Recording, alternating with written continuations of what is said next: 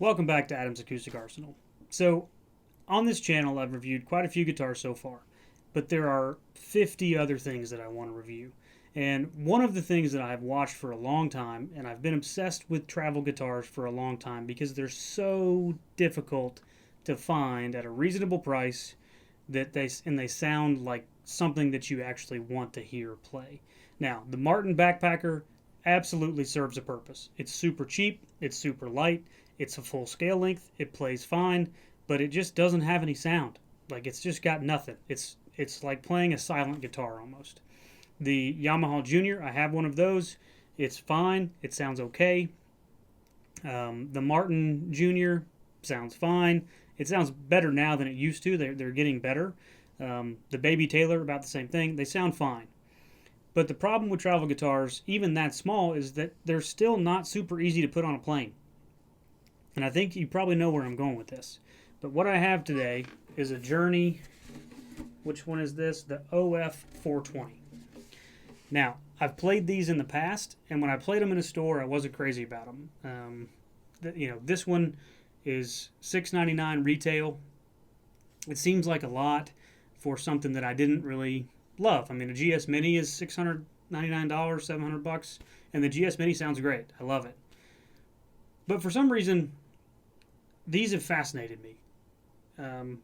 It is cheaper. It's half price from what the Ferk Little Jane is. And I will say, the Ferk Little Jane is a wonderful guitar. I'd love to get my hands on one and do a review. But this one is half the price of that. Now, it's not all solid wood. It is a solid Sitka spruce top, Pal Ferro back and sides. I think it's a Pal Ferro fretboard as well, with a mahogany neck. It's got a two-piece scarf joint up here on the headstock, which is nice for stability. But ultimately, I wasn't impressed with it when I played it a year or two ago.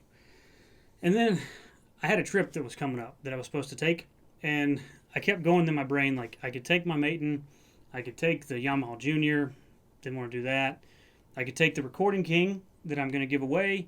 It's got a hard case, but it just the way the logistics of the trip were going to work out, taking a full-size guitar just didn't seem like a good idea. And so I kind of batted around the idea of ordering the carbon fiber Journey, but it was $1,200 or $1,300. That didn't really make any sense. And so ultimately I landed on this one. And there was a store in town that had one. I called them, I did a curbside pickup, and I went and got it. And this is the review. Okay? Ultimately, you know what these things do. You unscrew this thing, hit this button right here, the neck pops off, it folds into the case. I'll show you all that in just a minute. But at the end of the day, what does it sound like and what does it feel like? And I scoured all these videos looking for that explanation of this guitar, and I couldn't find it. There were some where they were playing it, but they were like super high-end microphones. Who knows if they were EQ'd? And you guys know that I don't EQ these videos unless I'm plugging in through the amp to try to show you what a pickup can do.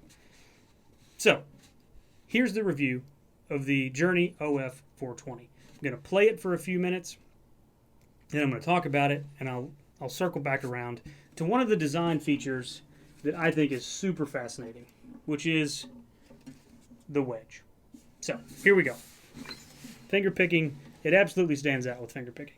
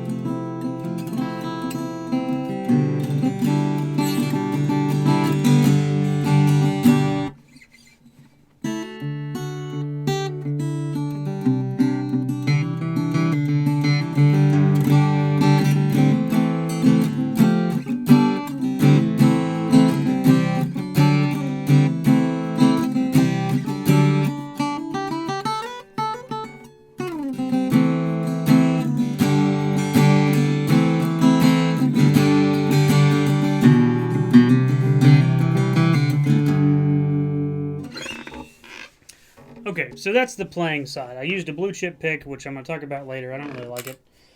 And some finger picking. And, basically this is, it's like a single O size body. It's I don't know, it's a parlor size guitar, basically. It kind of reminds me of like a Larrivee PO3 or PO something. But let's start with the aesthetics first. The rosette, super cool. I think it's solid wood rosette. If it's not, it's an amazing sticker. It does not feel like a sticker. I think it's an actual rosette. It looks sharp. The binding is maple binding, I believe. It's definitely a wood binding, and it's got some cool purfling. The bridge is sharp. I like the way that they carve the bridge. It's kind of, it's rugged and feels like it's going to be super sturdy when you're pulling the neck on and off. It does have a pickup in it. It's a passive pickup. I believe it is some kind of transducer similar to a K&K, but it's not a K&K. The neck joint feels super stable, and that was kind of the thing. I was worried that it wouldn't feel like that, but it really does. I'm going to go ahead and take it off. Again, I know you guys know this trick here. It's very well documented. That's it. It's kind of disconcerting a little bit. The thing that they don't really show you in most of the review videos is that there's a piece of steel here, maybe it's aluminum, that locks it in place. And then there's this little grabby thing here, and then you've got the screw that screws into the back. And it kind of feels a little disconcerting when you pull it off, but it locks right back into place. Just like that. Twist it. You screw it on. You can see the neck pulling back into the neck joint as you do it, so you kind of know when to stop. I have not had a ton of luck with it staying in tune, pulling it on and off, which is totally understandable. But that's pretty close. That's pretty close. That's probably the best I've had it. But it's got this little string retainer here. It does have a bone nut, bone saddle. The Grover tuners feel really solid. They're smooth. They're stable. Obviously, I just pulled the neck off and put it back on, and it's still basically in tune. It's a little heavy on the top end. It's not balanced, which I think is interesting because I would have thought that the body itself was heavy enough that it would balance, but the Grovers are heavy. So if you're playing with a strap, it would be kind of weird. It's a little bit weird playing in your lap because it does kind of want to pull this way. But the cool thing about this is the wedge. And if you watch the Sweetwater video where they review this and the carbon fiber version of this guitar, they talk about the wedge and how the wedge gives it more sound. And there's just more room inside the guitar for the sound to project. I think that's 100% true. Up at the top, it's almost like it's bigger than a triple O body. It's wider than a triple O.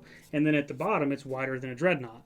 And I think it's neat. It does feel good in your lap. And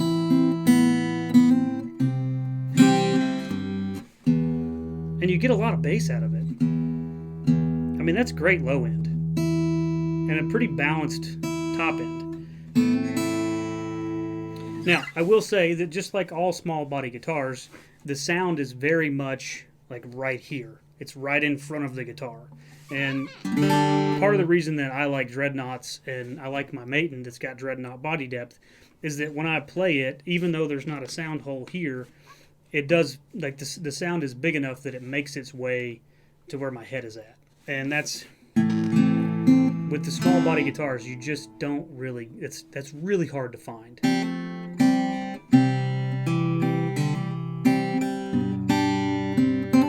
Because it does still sound a little bit boxy. But with it boxy, it sounds as good as most parlor guitars that I've played. Now, I don't think that this quality of craftsmanship stands up to Larrivee. That's not what I'm saying. But with this engineered neck joint that comes apart, that's pretty impressive. And I think, I don't like the blue chip, but that's not the point here. It sounds pretty good and pretty balanced when you play it with a pick.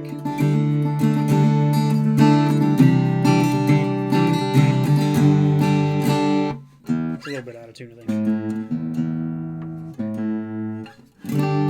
it sounds pretty good. And even parlor guitars, really high quality parlor guitars, and even like sometimes, depending on how, what really good quality of a Martin 00 you get, some of the 0017s and 18s sound boxy too, because they're just not very big.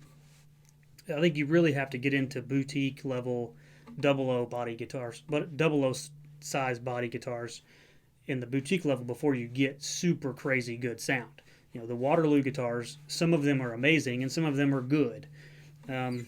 So with all that said, I think that the weird wedge that they put in this guitar, which is from a boutique builder design, you get enough sound that it feels like you're playing a real guitar.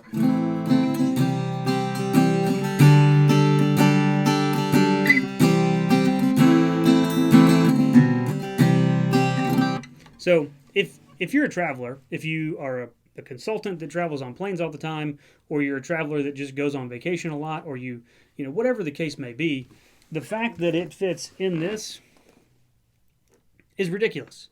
And not only does it fit in this bag, but I could pack for an overnight weekend for myself if I took one pair of shoes in this bag, my computer, a set of clothes, phone chargers. I could throw a book in there, and the guitar, and it would not be busting at the seams, because you can even fit clothes around the guitar in the main cavity of the bag.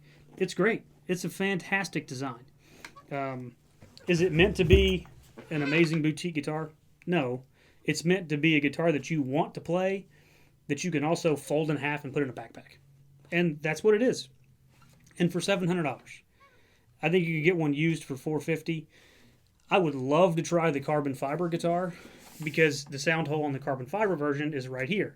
And I think that would probably help solve some of the issue with the sound just being boxy. That's why McPherson designed their sound hole the way they did, because it moves the sound up here. It allows their argument is that it allows more of the top to vibrate. Surface area, but that's beside the point. But it does move the sound up here. And if I keep this guitar, I might drill a hole right here, because that would solve that problem. It solved the problem on my Alvarez. A lot of new boutique guitars have side hole sound ports. I think it's a great idea.